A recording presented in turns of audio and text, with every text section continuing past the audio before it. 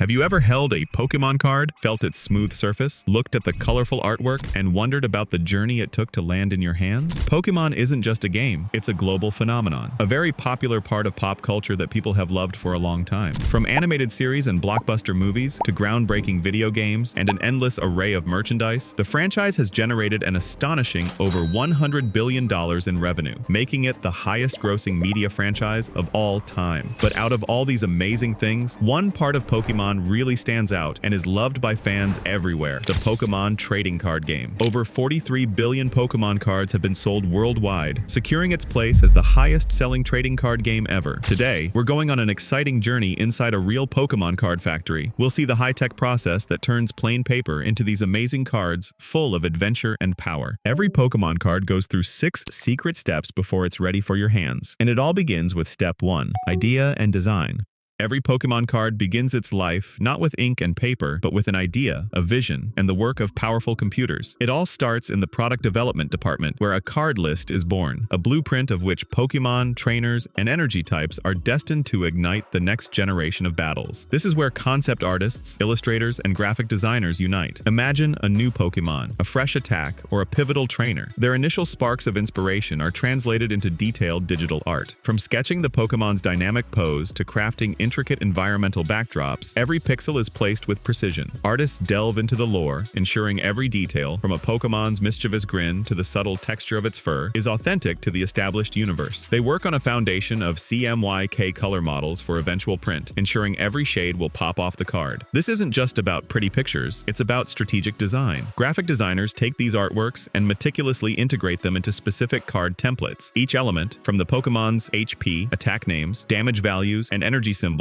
to flavor text and set symbols, is carefully positioned. The goal is clarity, visual balance, and immediate understanding for players. Once the preliminary designs are complete, a crucial review takes place. Creative directors scrutinize every aspect, comparing multiple versions, ensuring consistency and adherence to the Pokémon brand guidelines. Only the most compelling and balanced designs receive the green light, moving from the digital canvas to the next critical phase. Step 2. Story writing. With artwork approved, these e-cards are passed to the scripting department. This is where the rich lore and strategic depth of Pokémon are meticulously translated into gameplay mechanics. Every word, every number, and every rule on a Pokémon card is precisely engineered here. This includes attack names and effects, crafting powerful, evocative names, and detailing their game-changing abilities. Pokémon abilities, unique passive or active skills that influence gameplay. Text, short descriptive snippets that deepen the character's personality and lore. Numerical values, HP, attack damage, retreat costs, weaknesses, and resistances, all critical for balance. These texts are not merely typed, they are meticulously proofread for clarity, spelling accuracy, and, most importantly, game logic consistency. Any ambiguity could break the delicate balance of the entire game. This tricky language work takes approximately 3 weeks per language. Imagine the challenge of translating complex game mechanics and playful flavor text into major global languages like English, French, Italian, German, Portuguese, Spanish, and many more, ensuring that the essence of Pokémon remains intact for every player around the world. Step 3. Playtesting. Now for a unique and crucial step, the playtesters. These aren't just fans, they're the guardians of gameplay. A few hundred demo cards, fresh from initial print and laminated for durability, are handed over to these elite individuals. Their mission is intense: to find every loophole, expose every imbalance, and ensure absolute fairness. Working 7 hours a day, 5 days a week, their lab is a Pokémon enthusiast's dream, overflowing with cards from every generation. They build new decks, judge overall playability, test card compatibility, and rigorously scrutinize game logic. Fun fact, the playtesting team isn't just made up of hardened pros. To ensure the game is truly accessible and fun for all, the office includes players from a wide range of skill levels, from seasoned veterans to those new to the TCG. This ensures the game caters to everyone, from competitive adults to curious 5-year-olds. Their detailed reports are sent directly to the game logic design team. Is a specific Pokémon too powerful? Its HP might be reduced by 10. Is an attack too weak? It gets a damage boost. This constant iteration, almost a mini evolution of the cards themselves, is vital for preventing broken cards and maintaining a healthy competitive meta. It's a testament to their dedication that millions of players around the globe experience a perfectly balanced game. Step 4. Artwork.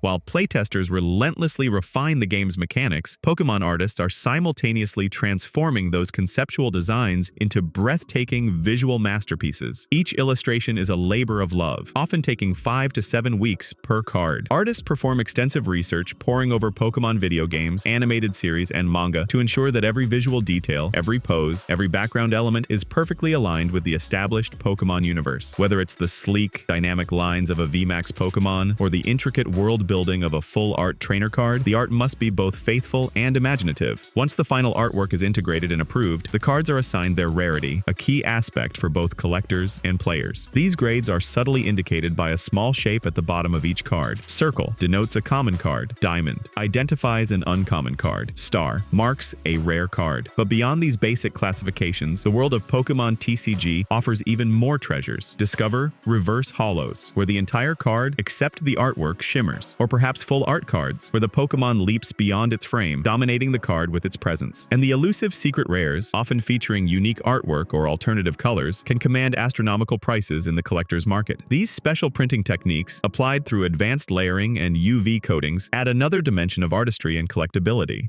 Step 5. Printing and checking. With designs and game logic perfected, the digital files are now ready for their physical manifestation. The chosen cards are arranged into theme decks, typically 60 cards per deck, meticulously balanced with Pokémon energy and trainer cards. And this is where cutting-edge technology meets meticulous craft. High-quality, custom-made cardstock, often a blend of paper and various polymers for durability, is fed into enormous industrial printers. These aren't your home inkjet printers. They use sophisticated offset printing techniques, applying CMYK inks alongside specialty varnishes, and even metallic pigments for those stunning holographic effects. After printing, the large sheets of cards embark on a fascinating journey through an assembly line of precision. First, the holographic layer is applied, often with a unique pattern that interacts with light. Then, UV coatings are precisely laid down, adding gloss, texture, and protection. Finally, massive die-cutting machines stamp out individual cards with incredible accuracy, each perfectly uniform. But the process doesn't end there. Rigorous quality control is paramount. Workers in cleanroom environments meticulously inspect cards for any printing errors, miscuts, or blemishes. Automated optical scanners can detect imperfections invisible to the human eye, ensuring only flawless cards make it to packaging. Step 6. Packing up.